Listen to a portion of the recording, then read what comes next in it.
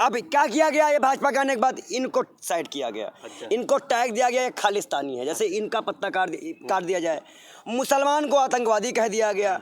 हम लोग जैसे हिंदू, हम नकली हिंदू साबित कर दिए गए। बलात्कारियों को संस्कारी समझ के छोड़ दिया जाता है, क्या कहते हैं आप? ये खुद भी बलात्कार की पैदाइशी होंगे ना, जो बलात्कारियों को संस्कारी बता रहे हैं। आज ये तो सर्वे करने वाली बात है, डीएनए करने वाली बात है। जिन्होंने इनको संस्कारी बोला है, सारे नेताओं का डीएनए टेस्ट किया जाए, पता लग जाएगा। और जब भी इनके डीएनए मैच नहीं होंगे इनके माँ बाप से, तो पता लगेगा ये भी कहीं और की पैदाइश है। कि एक महिला जो पीड़ित थी, अपने भावनाओं से दुखी थी, उसके बावजूद उस आरोपी को छोड़ दिया गया, उसके जख्मों को कुरेदा गया। उसके बाद प्रधानमंत्री जी कहते महिलाओं का सम्मान करना चाहिए। हम कहते ना, अगर वो एक आम आदमी होते और मैं एक आम आदमी होता तो फिर मेरा मुंह नहीं बात करता।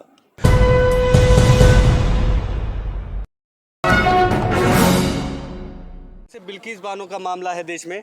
अपराधियों को कहो या कहो कि बलात्कारियों को संस्कारी समझ के छोड़ दिया जाता है, क्या कहते हैं आप? ये खुद भी बलात्कार की पैदाइशी होंगे ना, जो बलात्कारियों को संस्कारी बता रहे हैं। आज ये तो सर्वे करने वाली बात है, डीएनए करने वाली बात है। जिन्होंने इनको संस्कारी बोला है, सारे नेताओं का डीएनए टेस्ट किया जाए, पता लग जाएगा। और जब भी इनके डीएनए मैच नहीं होंगे इनके माँ बाप से, तो पता लगेगा ये भी कहीं और की पैदाइश है। तभी ये बलात्कार को संस्कार से जोड़ रहे हैं। इनको शर्म आनी चाहिए, इतने बड़े संवैधानिक पद पर बैठने के बाद ये ऐसी बात करते हैं। इनके अंदर एक क्षमता नहीं है, मतलब एक न्याय दिलाने की क्षमता नहीं सरकार में। एक महिला को अंदर भी हिंदू और मुस्लिम ढूंढते हैं, बलात्कार में भी धर्म ढूंढते हैं। ऐसी सरकार को इस्तीफा दे देना चाहिए। हमारी नज़र में ऐसी तानाशाही सरकारों को, हुकूमतों को, जनता को गिरा देना चाहिए, तभी देश का भला होगा, वरना नहीं हो सकता। सर, देश के दुनिया में सबसे बड़ा लोकतंत्र है भारत, और यहाँ पर बलात्कारी जो पीड़िता है महिला, उसको पूरे अमले के साथ उसके साथ अत्याचार किया जा रहा है और अपराधियों को छोड़ दिया जा रहा है। भारत में अभी आपने लोकतंत्र की चर्चा की कि लोकतंत्र, तो लोकतंत्र में भैया हिंदू मुस्लिम ये सहानी साहब हैं, मैं हूँ, हमारे बगल में हमारे मौलाना भाई हो जाए, ये लोकतंत्र था। अब क्या किया गया, ये भाजपा के आने के बाद इनको साइड किया गया। इनको टैग दिया गया, ये खालिस्तानी है, जैसे इनका पत्ता काट दिया जाए। मुसलमान को आतंकवादी कह दिया गया। हम लोग जैसे हिंदू, हम नकली हिंदू साबित कर दिए गए। उसके बाद फिर जो अत्याचार का सिलसिला शुरू हुआ, नोटबंदी कर दो, किसके लिए भैया? हिंदू राष्ट्र के लिए। उसके बाद अब किसी महिला को मार दिया, दलित महिला को मार दिया, अरे गलती हो गई, हिंदू राष्ट्र के लिए। अब आज वो इतना ज़्यादा गिर गए हैं कि एक महिला जो पीड़ित थी, अपने भावनाओं से दुखी थी, उसके बावजूद उस आरोपी को छोड़ दिया गया, उसके जख्मों को कुरेदा गया। उसके बाद प्रधानमंत्री जी कहते महिलाओं का सम्मान करना चाहिए। हम कहते ना, अगर वो एक आम आदमी होते और मैं एक आम आदमी होता तो फिर मेरा मुंह नहीं बात करता। लेकिन गिन्नी जी हिंदू मुसलमान, मेरा मुंह नहीं बात करता। फिर हम भी बैठाते, उनसे बात करते और तब उनसे पूछते कि अगर आपकी बहन प्रधानमंत्री की बहन होती बिल्किस बानो, अगर बिल्किस बानो प्रधानमंत्री नरेंद्र मोदी की बहन होती, अमित शाह की बहन होती, तो क्या उनका स्टेटमेंट रवैया यही होता? वो कह रहे थे ना 3 तलाक के टाइम पे मुस्लिम महिलाओं को अपनी बहन बना। नजीब कहाँ मिल पाया? नजीब कहाँ मिल पाया था? कहाँ मिला नजीब? ये है ना सरदार जी, ये खालिस्तानी थे।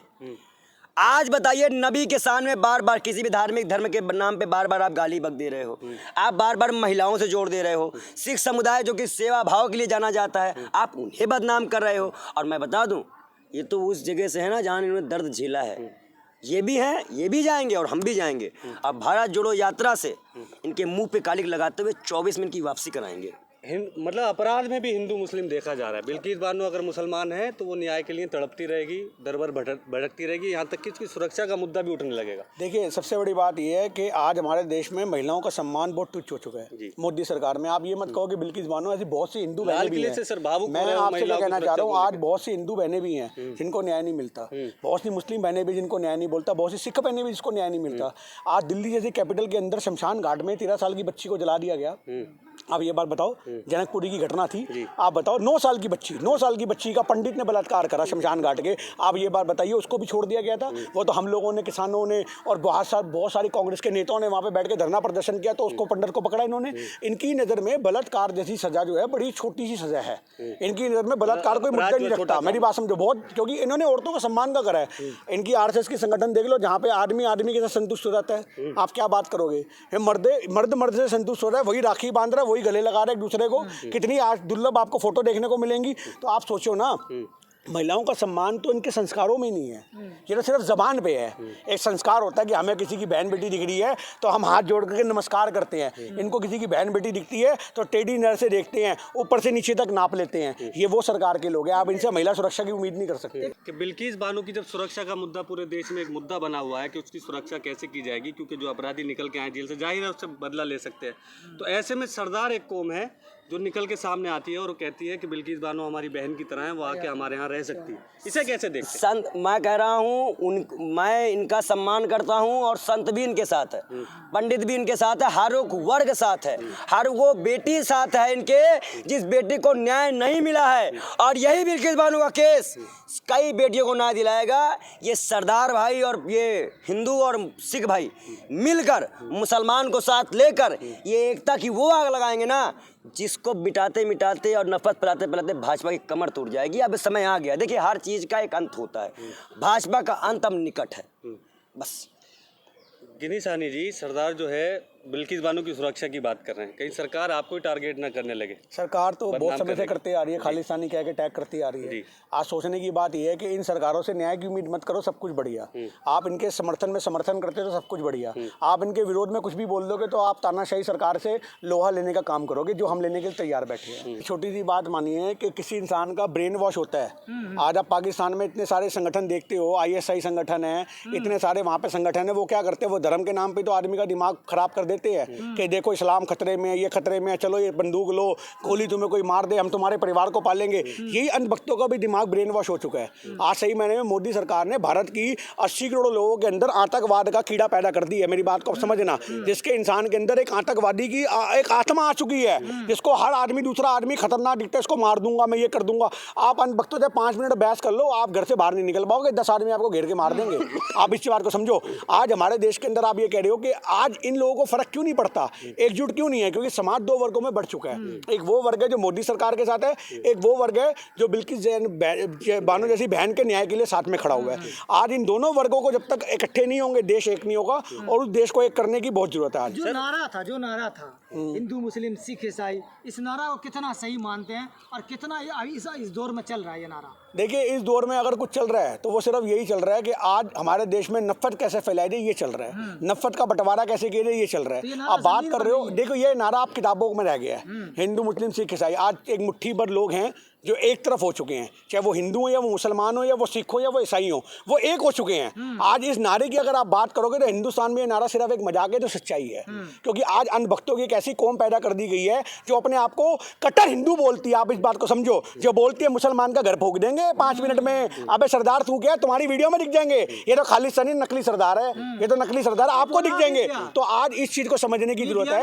आप मैं कह रहा हूँ ना आपसे, मैं आपसे यही कहना चाह रहा हूँ, आज हमारे समाज में जो समाज पूरा बढ़ चुका है, ये जब तक एक नहीं होगा, आप ये नारे को दोबारा कभी प्रचलन में लेके आ ही नहीं सकते कि हिंदू मुस्लिम सिख ईसाई आपस में सब भाई भाई। ये गांधी के टाइम में चलता है, जैसे हिंदी चीनी भाई भाई। क्या हुआ, आज चाइना हमारे देश में कब्जा कर गया भाई भाई करके, और मोदी जी ने बोला 4000 घर की जमीन में तुम जितने मर्जी घर बना लो, तुम तुम्हारे भाई हो। आज इस नारे का असर जो हमारे देश में था वो भी खत्म हो गया, हिंदी चीनी भाई भाई। एक सवाल पे सर आप दोनों का कमेंट चाहिए मुझे, कि जैसे लगातार 8 साल हो गए हैं, देश में ऐसा माहौल बनाया गया है, एक धर्म को संप्रदाय को लगातार टारगेट करते हुए सरकारें बनाई जा रही हैं और शासन किया जा रहा है। इसे कैसे देखते हैं, ये चीज़ कैसे खत्म हो? ये चीज़ खत्म हो ही नहीं सकती ना भाई। आज राम मंदिर का झुंझुना लोगों के हाथ में पकड़ा दिया जाता है। आप इस चीज़ को समझो। आप 3 तलाक के मुद्दे पे, मेरी बात समझ लेना, 3 तलाक के मुद्दे पे आप मुसलमानों के खिलाफ जब तक नीतियाँ मोदी सरकार बनाती रहेगी, आज उनको हिंदुओं का समर्थन। मेरी बात सुनो, आप मैं क्या कहना चाह रहा हूँ, इनकी आप 8 साल की पूरी नीतियाँ निकाल लो, उसमें आप विकास की कोई नीति दिखा देना, आप उसमें बेरोजगारी को दूर करने की कोई नीति दिखा देना, महंगाई कम करने की कोई नीति दिखा देना, कोई नीति नहीं दिखेगी। देश बेचने की नीतियाँ दिखेंगी, अंबानी को कैसे फायदा मिलेगा वो नीतियाँ दिखेंगी, और मुसलमानों का विरोध कैसे होगा वो नीतियाँ दिखेंगी। आपको सच्चाई माने में समाज को बांटने वाली नीतियाँ दिखेंगी, और समाज को जोड़ने वाली इनकी कोई नीति नहीं है। तो आप कोई उम्मीद नहीं कर सकते कि हिंदुस्तान एक होगा। इस सरकार में खून के प्यासे हो जाएंगे लोग। आपके माथे पे देखेंगे ना, सर के ऊपर मुस्लिम टोपी तो गला रेत देंगे 4 हिंदू। आज ये माहौल बनने वाला, और ज़्यादा 2 साल की बात है। आप क्या कहते हैं, जैसे कि है माहौल कि मुसलमानों को शोषण करो और राज करो, चाहे बिल्किस बानो का मुद्दे अपराधियों को छोड़ना पड़े, चाहे TN राजा नपुर शर्मा से खुद उल्टा सीधा बयान दिलवाना पड़े? मैं आपसे क्या कहूँ, सरदार जी ने कहा कि 4 हिंदू इकट्ठा हो जाएंगे, गर्दन काट देंगे। यहाँ हम ही लोग परेशान हैं कि हमारी गर्दन न काट दे। हमारे हिंदू भाई हमारी गर्दन न काट दे भैया। परेशानी यहाँ तो यही है। मैंने आप सभी कहा कि हिंदू बढ़ गया है, तो भाग में भाई ने बताया हिंदू बढ़ गया है। तो भैया वही हिंदू, ये मुसलमान को तो हम बचाने बाद में जाएंगे, पहले कहेंगे अरे भगवा पहना और तड़ी पार कह दिया तो काट दो। तो हमारे ऊपर 5 हमले भी हो चुके हैं। अभी हमारे पास फोन आया है, वीडियो बनाए खूंखार हिंदू शेर ने। बताओ ये कैसे नकली हिंदू है। हक और सच की बात चाहे हिंदू कहे चाहे मुसलमान कहे, सबको पिलाया। जो भाजपा के पक्ष में बोलेगा, जो भाजपा को वो करेगा, वही मार खाएगा। और जहाँ तक आपको एक चीज़ मैं आप यहाँ पे और बता दूँ, देश में सबको एक ही लाठी से हकने का काम कर रहे हैं, सिर्फ भाजपा के कार्यकर्ताओं को छोड़कर। अब आज की परिस्थिति में ना हिंदू सेफ है, ना मुसलमान सेफ है, ना सिख सेफ है, ना ईसाई सेफ है।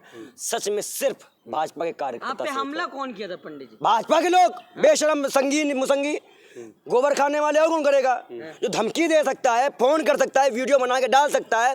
बताइए एक संत को वीडियो बना के यूट्यूब में धमकी देना, उसके बाद कह देना हम तुम्हें मारेंगे, फोन करके फोन दिखा देना, क्या कार्रवाई नहीं हो रही है? तो भैया जब हिंदू ही सेफ नहीं है तो हम मुसलमान और सिख की क्या बात करें? तो हम भी सेफ नहीं हैं। ऐसा ना कहिए कि मुसलमान और सिख नहीं, सब नहीं सेफ है। और यही जो सेफ नहीं है, सिख, मुस्लिम, हिंदू, ये सब मिलके सरकार गिराएंगे।